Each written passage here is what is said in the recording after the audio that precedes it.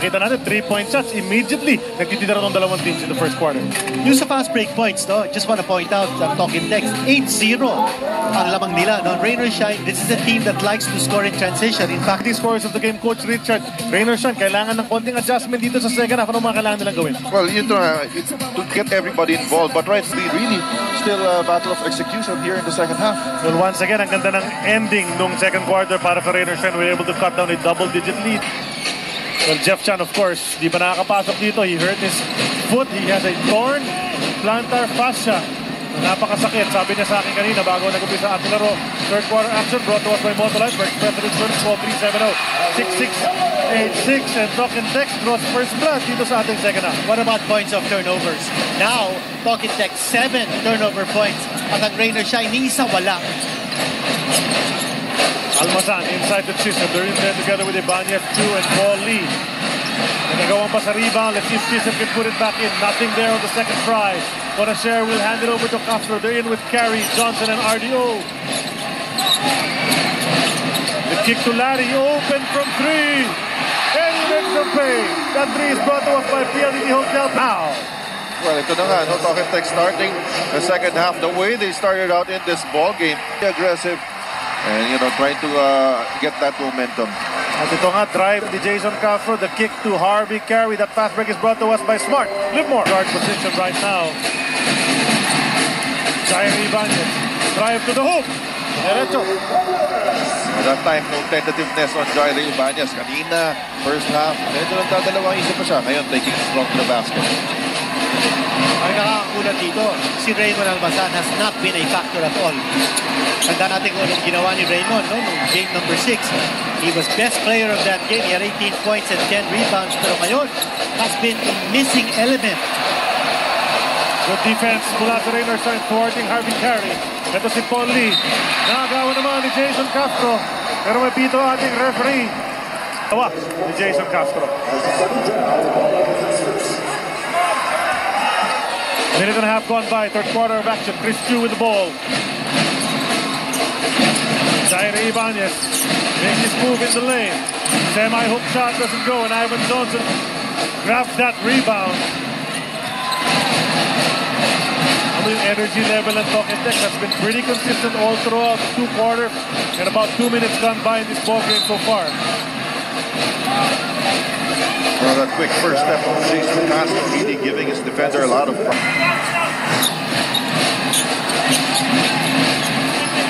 Castro goes to RDO. Here's the mismatch at the post. Tama yun. Much bigger than Jair Ibanez. But he loses his footing. Pero may pito ating referee. That's going to be a foul on Jair. Talking Text. 7 to go. Castro. Dribble. Ang laki ng kalaban. Raymond Almazan. Trying to block his vision. Oh, great defense there by Raymond Almazan. Staying in front of Jason Castro. Kailangan ni Argo ng napakataas. Si Jason Castro yung tira for the miss. Look at Jair Ibanez fighting, creating space. Nakatos pa sa loob. That's a gutsy move by Jair Ibanez 6. By the way, yung offensive rebounding, that was a plus factor para sa Rain or Shine. Nung first half, they had 5 offensive rebounds at isa lamang for Talking Text. Almazan doing good job of boxing out para makuha yung defensive rebound na yan. Here's Paul Lee. Jair has been very aggressive. Almazan. Inilapit ang bola on the run. Binyan ang layup sa rebound. Castro pa nakahugot.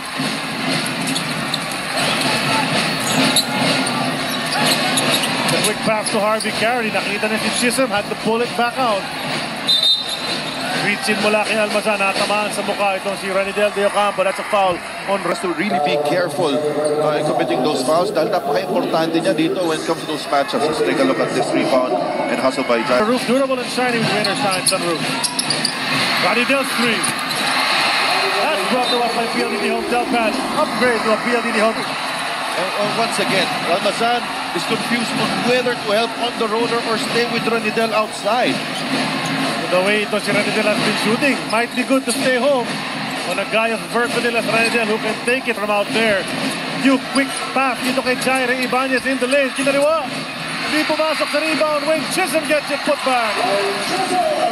You gotta give Wayne Chisholm, staying aggressive on the boards. Hindi siya nakakakuha ng masyadong maraming touches within their offense, but he's trying to get his points off offensive rebounds. Only 6 points para sa import ng Raynor Shine so far sa larong ito. Almost 5 minutes into this third quarter. Again, the same kind of play. Here's Ivan Johnson waiting in the wings for a pass.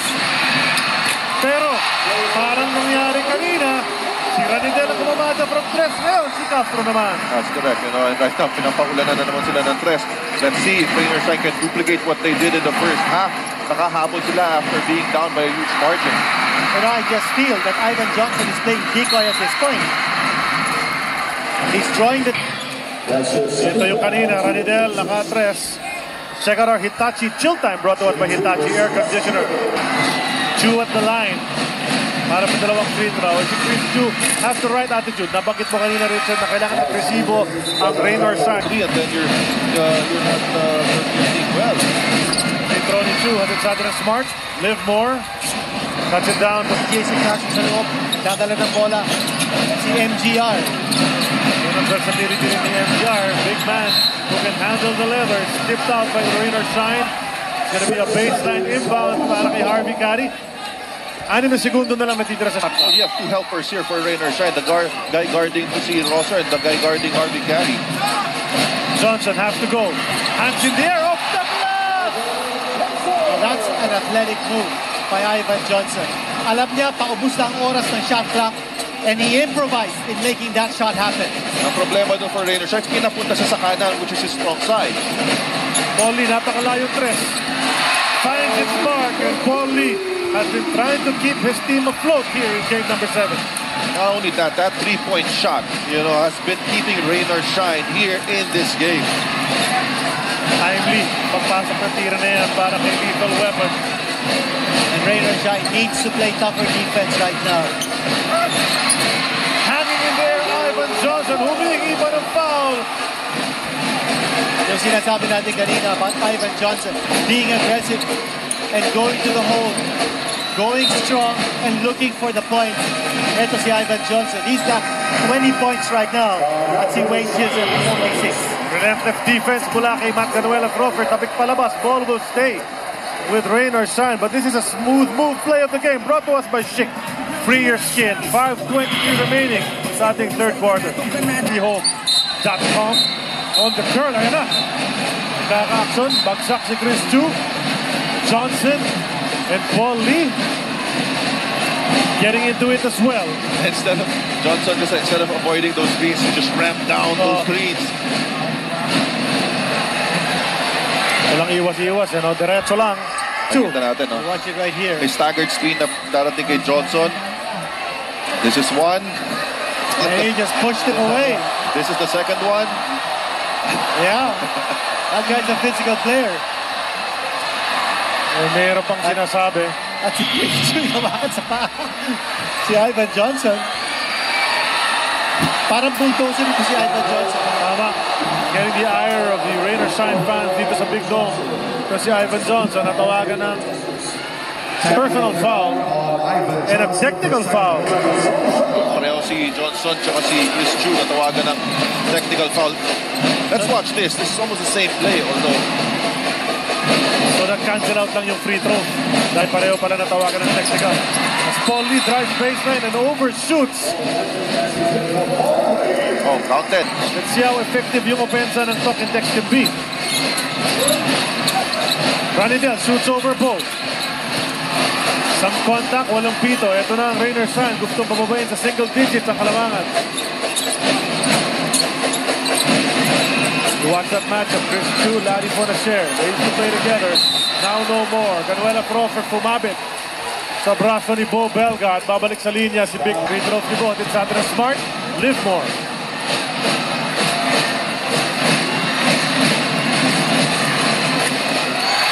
Missing his third free throw. Sa ating laro, we turn you over to Riza Diaz. Charlie, bad news. Hindi na makapaglalaro ngayong gabi si Kevin Alas. His left foot has actually been hurting since Game 6. Na-strain niya yun. And earlier today, he's been under severe, heavy medication. After the first half, inassess nila, halos hindi niya na maitapa. Kung mapapansin mo yung kaliwa, parang may cast. And Kevin Alas has already changed into a little more comfortable sneakers. So hindi na nga makapaglalaro si Kevin Alas for this game. Charlie. Thanks a lot, Riza. Well, that's one of the contributors na hindi makakapasok for Coach Jong Uchigo. Alam naman natin sa panic ng Raiders line. It's Jeff Chan who has not seen action in this game. That's correct. That's why nakita rin natin si Willie Miller kanina. Ginamit na ni Coach Jong Uchigo. Wanna share kicks to Harvey Carey. Pumat si Jaywat on the run. Oh, what a play. That's an excellent play by Talking Tech. Wayne Chisholm sands the headband. They go over to Paul Lee. The three is out of line. Quick pass mula kay Bo Belga. Touch pass na nangyari. Belga and Johnson collision at three-quarters court. It's gonna get chippy here in the second half. Oo naman. So we're watching those bumps. Di na bumps ngayon. Shouts na. May kasama na. Castro trying to break down Paul Lee. That matchup has been there from day one. Chance ang maka 3-point play para kay The Blur. And you saw the zone defense. Not rain or shine. And recognition on the part of Jason Castro going one-on-one. And this is the matchup we've been waiting for. Paul Lee versus Jason Castro. And they're going head-to-head. Completo 3-point play. Watch Pacquiao versus Mayweather for free when you upgrade to PLDT Home Gel Pad. Upgrade now, PLDTHome.com. Vanya Smith tangan ng bola. 3:20 remaining third quarter of action. Hugh hit a three a while ago. This one bounces out. Wayne Chisholm the offensive board. Fading away, hits it off the glass. Ivan Johnson. Nakapasok na rin sa double digits ang import ng Rainer Shine. Labang 3 minutes na titira sa ating third quarter. Once again, Castro with that ball. And you see how Talking Tech is spreading the floor. Offline ang kanyang 3-point attempt. So they were just caught watching yung kanilang point guard on that play. Lee. They mismatch ngayon. The switch. Jay Watt, a much bigger fellow. Pero nakapasok pa rin si Lee all the way to the hoop. You know, that's really the way to attack those switches on defense, you know. That's why nalagay nga si Harvey Carey sa kay Paul Lee. Ngayon, you have the bigger guy on you, Jay Washington. You have to use your quickness. It's time to shine move. Brought to us by Rainer Shine Sunroof Gloss Roof Paint. Make your roof durable and shiny with Rainer Shine Sunroof. 2 minutes and 16 seconds remaining sa ating third quarter. Congratulations to Joy Zaragoza from Santa Rosa, Laguna. Ang maswerte makakuha ng 3,000 pesos. Abangan ang susunod ko ang mga tanong dahil baka ikaw na ang susunod na mapalad. Alamin na ninyong kapalaran dito lang sa PBA. And what a move by Paul Lee. Back-to-back slashes na mahirap na tira but making it look easy. Tama yun. This is the closest Rainer Shine has been in quite a while. 7 points na lang kanilang inahabol. A minute and 45 remaining sa ating third quarter. Ivan Johnson guarded closely by Bo Belga. Ivan on the move. Vintage ang kanyang layup. Tipped away by Wayne Chisholm. That's a legal move dito sa PBA. Hugh, umatake sa gitna. No go. Rebound. Taken by Castro. Jay Watt made the cut to the basket. Di na ipasa ni Castro. Now Ivan Johnson sees some space. Don't go once again. Back and forth tayo rito. Paul Lee will stop and pop from 3-point line. And deliver. What guts si Paul Lee. What guts. 3-point shot on the run, on the dead run. Apat na lang. When you talk about ending quarters, Coach Richard, well, Rainer Shine has been doing that so far in this game. All 3 quarters, they've done that. Scramble for the ball. Jay Watt, nasakyan si Chris Chu. And Chu got hit on the head. That's gonna be a loose ball foul kontra kay Jay Watt. At dahil nasa penalty ang Talking Tech. Pumunta sa linya, di ba? Di ba? Or was that their penalty? But that was a foul that put him in penalty. This fast break with his stop and pop 3 brought to us by Smart. Live more. Paul Lee, 25 points, 12 points in the third quarter. Why he's taking charge. So no penalty. That put them into penalty, Talking Tech. Apat na lang ang hinahabol ni Rainer Shine. Bobelka, ang ganda ng pick. Pero Ronidel stuck with it. Good defense from RDO. Bobelka got the offensive rebound on the miss. Hindi lang niya naipasok yung bola. Castro, hinawakan na lang ni Bo. Commit that foul, stop the action. That was a foul to give. Not only that, 9.6. it was also a frustration foul because Bo felt he was fouled in the previous play. That's right. Willie Miller can get a shot off. But Castro looks like he'll take charge. The kick to Jaywash. Finds the mark. What a shot. Blocking Jaywash.